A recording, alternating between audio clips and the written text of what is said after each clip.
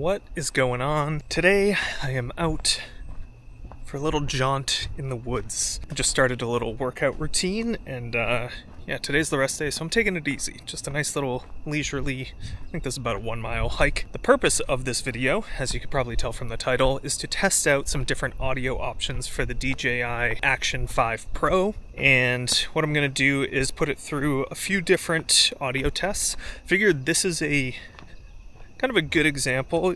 The woods are a little bit quieter, but you still have some, sounds of nature. You got the wind blowing, you have my feet stomping, maybe kicking leaves, stuff like that. So just gonna test out a few different things. So right now we're testing the internal microphones to see how it's handling, the trees blowing, things like that. And what we'll do next is switch to a little shotgun microphone. So this is the Deity Duo, which is kind of nice because it has a microphone that's front facing and rear facing. I'll test out both of those. Then last but not least, we have the DJI Mic 2. I'll test that one with both noise cancellation on and off and just compare them, because honestly I haven't taken the time to actually test each one out separately and see which one I like better, because also there are some pros and cons when it comes to choosing which one. This camera right now with nothing else on it is super easy to put in my pocket if I need to. Once I throw this shotgun microphone on, that becomes a little bit more complex. This is the internal microphone that I am talking behind now. I'm still talking, the same level, same volume. Got a nice, about a 65, 70 degree day. Really nice, little overcast. Finally entering fall time, which I'm a little bit bummed about, but also I do love the fall and everything that comes with it, so it's not the worst thing in the world. But this is the internal microphone, and yeah, let's switch over to the shotgun mic. Alright, so now you are listening to the Deity Duo Shotgun Microphone, which is connected from a 3.5 millimeter to a USB-C directly into the camera, and I have the microphone set to just be the front-facing capsule. And this is what it sounds like behind the microphone, but still with just the front-facing capsule. I haven't turned the back capsule on yet. The other thing I'll add is when you use a microphone like this, you have to plug it in, which ultimately opens up the camera for things, water, dust, stuff like that. I have the door actually removed from the camera for the USB-C, which, it removes a key component of the DJI Action 5 Pro, which is, weatherproof, waterproof. So you do lose that functionality, which isn't great. But if the audio quality sounds that much better, there's no rain right now, I don't have to worry about it, it might be worth it. But that's why I'm doing this test. Now this is with the back capsule on, so hopefully you can hear me a little bit clearer when I'm behind the camera showing you the woods. Nothing amazing to look at right now, but hey, a little bit of nature, it's not bad. I'm about a foot away from that microphone, and from what I've tested in the past, when I've used it, it sounds pretty good. So yeah, let's see what it's sounding like. I did have one video where I used this microphone and I made a bonehead move. I forgot that it had an output jack as well as an input jack. And I had plugged the cable into the input jack, not the output jack. So ultimately no audio was sent to the camera. Recorded the whole day. Luckily I had turned on audio backup in my settings on this camera. So I had all of the audio I needed for it, but be careful. It was a bonehead move. I can't imagine many people make that mistake, but it happens. So turn on audio backup just in case, you never know. Even if the cable became a little bit dislodged, you really never know. So turn it on, because what was weird about it was the audio levels that I'm seeing on the top of the screen were still showing, like it was still recognizing my voice. So a little bit deceiving. I didn't have a visual to tell me that it wasn't actually recording, but lesson learned. I'm glad I had the backup. All right, and for my third test, I am using the DJI Mic 2 on my shirt, as you can see. I don't have noise cancellation on right now, so you may be picking up a little bit more than usual. You might be getting a little bit of the the cricket sound happening. It still shouldn't be too much considering it is still a lav mic. How does this sound? Obviously, sound quality will be the same when I'm facing it forward or backwards at me. Really curious to hear the comparison here. I don't know exactly where I'm gonna go right now, but there's a trail both ways. I don't know, we're just gonna walk. I know which way I came from, so if I get lost, go left. Another thing that I had to do a little bit of troubleshooting about, and this is probably I'll call it my only gripe with this camera so far, is if you use the quick record functionality, so that's, you know, say the camera is off and then you use the shutter release to actually start the camera and start recording. If you have a microphone plugged in through the USB-C port, it doesn't default to that audio immediately. It uses the camera's internal microphones to start recording audio. But then about half a second into the clip, you hear this like clip of audio, and that's basically the microphone turning on whatever external microphone you have. And it's a bit of a bummer because there are times where it has ruined my clip. You know, I can use the built-in audio for it, which is great. But yeah, it's kind of a bummer to lose that audio, because there are times where I don't want to have to turn the camera on and then have to press record. It would be really nice if it just, you know, started recording with the audio source that I wanted. But, you know, sometimes it just doesn't work. Now, this is with the noise cancellation turned on the DJI Mic 2. This should help with some of the background sounds. Don't really know.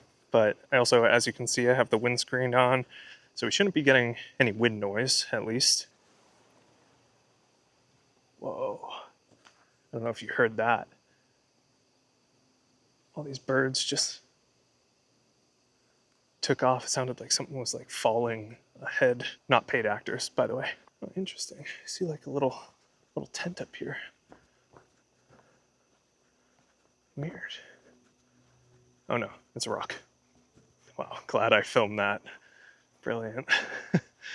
Now, to do a quick comparison and highlight some of the pros and cons to each. When you have the lav mic, you know, you can set up 2 lav mics. So if you have 2 people, you can get really great audio for both people, which is really beneficial. Downside to that is another thing to charge, another potential point of failure. So you do introduce a few more variables when you're using the lav mics, but I do think you probably get some of the better sound quality through the lav. But again, we'll test this when I get back to editing. Now, when it comes to the shotgun mic, obviously there's a lot of different mics out there. This one specifically doesn't have any external batteries, internal batteries, like it requires no power, which is really nice, so I don't have to worry about charging it. But it definitely adds some size to this camera. This is no longer something that I can fit in my jeans pocket, which is kind of annoying. There are some variables, you know, I plugged the wire into the wrong port. That shouldn't happen, but it did. And it's basically just another thing to pack. So TBD if it's worth all of that. I tend to believe that it is, but again, that's why we're doing this test. And then of course, the last option here is to just use the internal microphones on the camera. Super simple, you know, it doesn't require thinking about anything else except for turning the camera on. You don't have to charge another microphone, you don't have to pack another microphone, keeps it nice and small. You know, there's pros and cons to everything. One is not more right than the other. One might sound better than the other. One might be more convenient, one might be smaller, one might be more waterproof. One might be better at capturing 2 people. One might be better at capturing someone in front and behind the camera.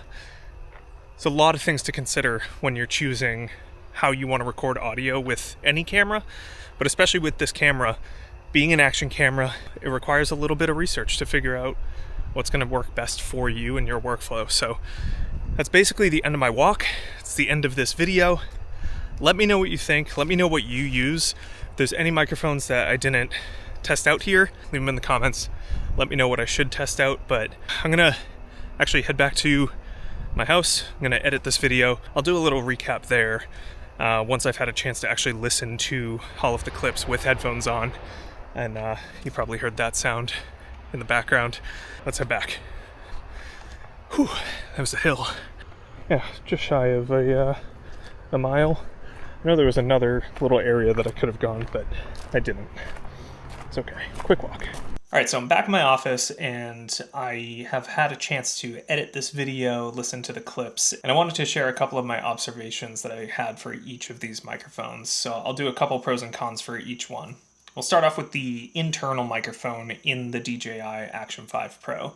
I think if you're in front of the camera, this microphone is honestly really good. I think it's pretty clear. It handles noise fairly well. There was a little bit of wind noise here and there, but I would say compared to the other ones, it wasn't that drastic of a drop off in quality. So I'm actually leaning more towards leveraging this when I'm kind of out and about and just grabbing my camera and going. I don't know if I need the most elaborate audio setup. It is super simple, so I really like that you can just put it in your pocket and go, and then when you want to film, you go out and film. It's just super easy to take with you. The other pro for this one is it doesn't have that issue that the others have, where if you use the quick record functionality in that first, second or so, it doesn't shift to the different audio source, so you don't get that spike in audio, which, as silly as it sounds, it kind of is a big deal. I didn't realize how much I was using that functionality to just start recording and have the camera do its thing. So it is really nice that when it's just the internal microphone, it doesn't have that problem. Some of the cons for this one is I did notice a bit of wind noise as I was recording, so not the best. And I was in a quiet area, so there's a chance that if I was out in a louder area, this one might have had a harder time kind of picking up my voice compared to all of the ambient noise as well. The other con that I noticed that I wasn't actually aware of until I ran this test was how different the sound quality is in the front of the camera versus the rear of the camera. My voice is way more muffled when I'm behind the camera, and as someone who does family vlogging, I often have people in front of the camera. I might be filming myself in front of the camera, which is fine, but if I'm behind the camera and I'm filming my kids in front of it, didn't really realize how drastic that difference is, so definitely worth noting. Then when it comes to the Deity, the shotgun microphone, I thought it handled the wind noise way better, and I thought the sound profile between the front and the rear was way more consistent. I really, really liked that when I was in front of the camera or behind the camera. It actually picked me up really well. It was super clear. There wasn't a noticeable difference in quality, so I do think it was a little bit more consistent in that regard. A couple of the cons. So obviously it's a bigger setup. It has to be plugged in, which means you sacrifice the weatherproofing on the camera. It's no longer a pocket camera when you have that microphone on top of it, so it certainly makes it a little less convenient to carry around. It does have that issue when you press the quick record button. It defaults to the camera's audio first, and then it quickly tries to jump over to the shotgun microphone.